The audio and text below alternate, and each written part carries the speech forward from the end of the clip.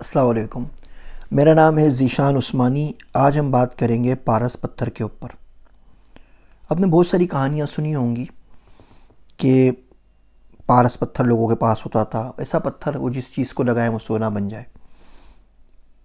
اور کتنی کیمیا دان اپنی زندگی اس میں ہار گئے اور کتنی لوگ اس جستجو میں تباہ و برباد ہو گئے کہ پارس پتھر ان کو مل جائے۔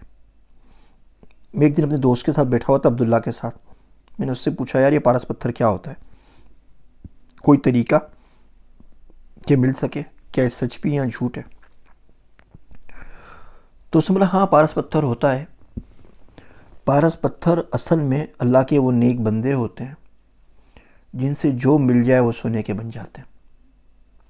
وہ جاتے ہیں اس پتھر کی تلاش میں جو اشیاء کو لگانے سے سونا بن جاتے ہیں، لیکن اصل میں پاتے وہ شخص ہیں جو ان کو چھو جائے، جو ان کے ساتھ لگ جائے تو وہ سونا بنا دیتے ہیں، پھر وہ بھی پارس پتھر بن جاتے ہیں۔ پھر زندگی میں جس بندے سے ملتے ہیں وہ بندہ سونے کا بنتا چلے جاتا ہے۔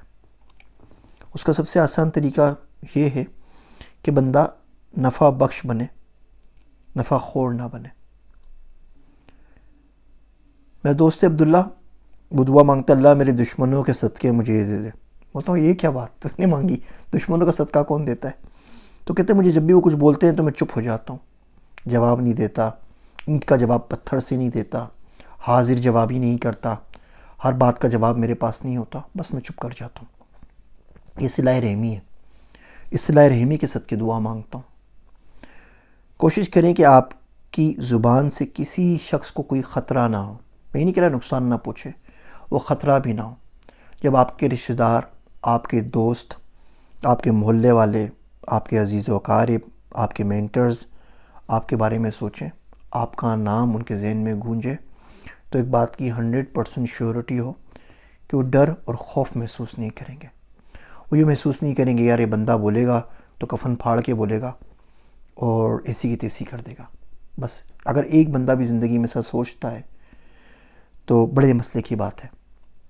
آپ کے ہاتھ سے کوئی بندہ غیر محفوظ نہ سمجھے اپنے آپ کو، آپ کے عہدے سے کوئی بندہ اپنے آپ کو غیر محفوظ نہ سمجھے، آپ کے بڑائی سے، آپ کی ریسورسز سے، آپ کے کام سے کوئی بندہ کمتر اپنے آپ کو نہ سمجھے۔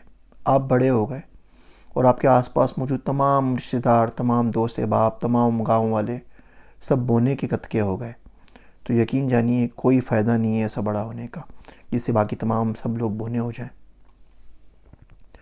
نفع بخشی لوگوں کو، اپنا بھی نفع کریں، دوسروں کا بھی نفع کریں، اور کچھ نہیں کر سکتے تو لوگوں کے لیے دعا کریں۔ نفع بخش بننے کا سب سے آسان طریقہ یہ ہے کہ بندہ دعا کر دے، یا ذا الجلال والاکرام، اللہ سبحانہ و تعالیٰ سارے مسلمانوں کو معاف کر دے، سارے مسلمانوں کو معاف کر دے، سارے مسلمانوں کو معاف کر دے۔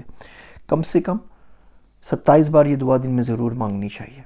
اللہ بڑا رزق کھولتا ہے۔